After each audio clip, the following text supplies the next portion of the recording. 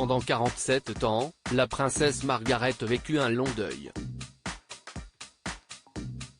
Celui de sa plus belle histoire d'amour, interrompue brutalement en raison des conventions.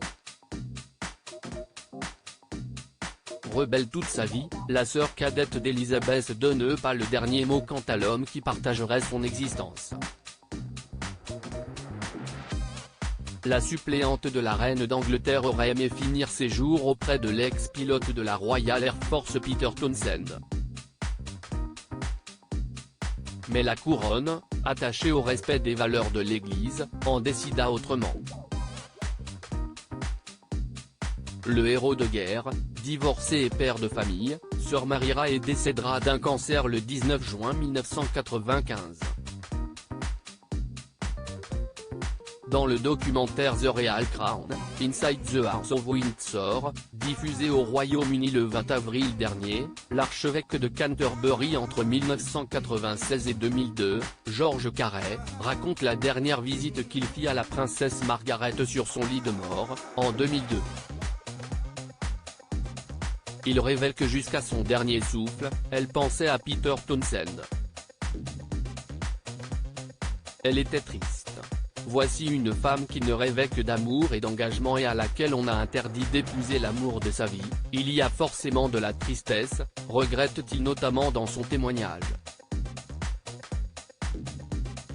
Je lui ai parlé tranquillement, j'ai prié pour elle, je lui ai fait l'extrême onction et elle est morte peu après.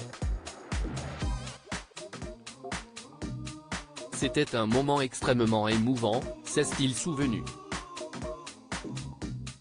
Supérieur à Charles et Diana, Stéphanie de Monaco et Daniel du Cruet, les divorces marquants d'Hugo Tapté Townsend et Margaret, des fiançailles à la rupture brutale survivant récompensé de la Seconde Guerre mondiale. Peter Townsend avait fait la connaissance de la princesse Margaret alors qu'il était l'écuyer de son père, le roi George VI, de 1944 à 1952.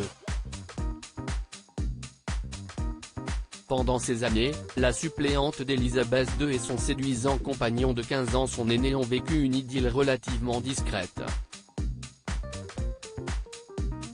Leur relation attira les soupçons lorsque, lors du couronnement d'Élisabeth II, en 1953, Margaret épousa l'épaule de son amant en public.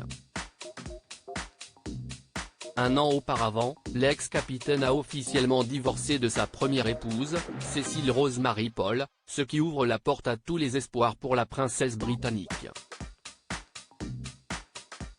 La reine ne voit pas d'un bon œil cette relation interdite qui, elle le sait déjà, ne pourra jamais se solder par un mariage.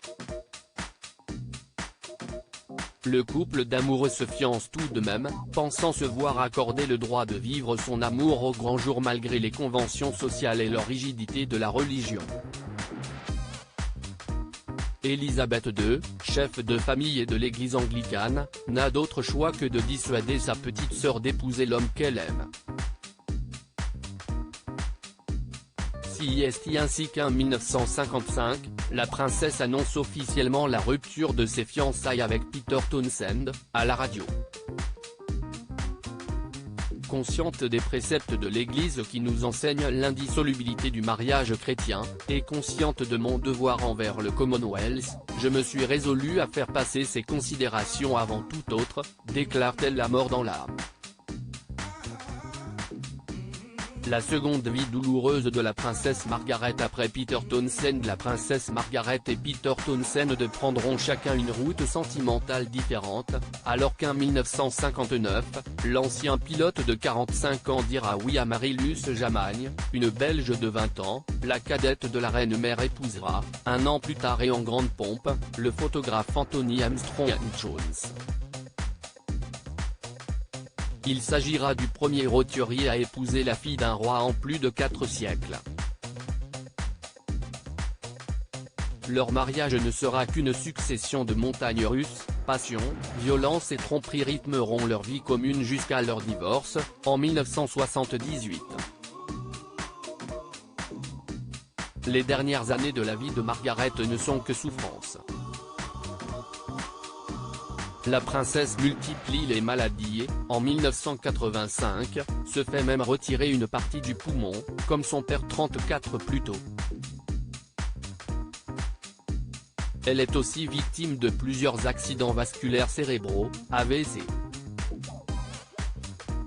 Le troisième, le 9 février 2002, sera fatal. Crédit photo, Zuma Presse.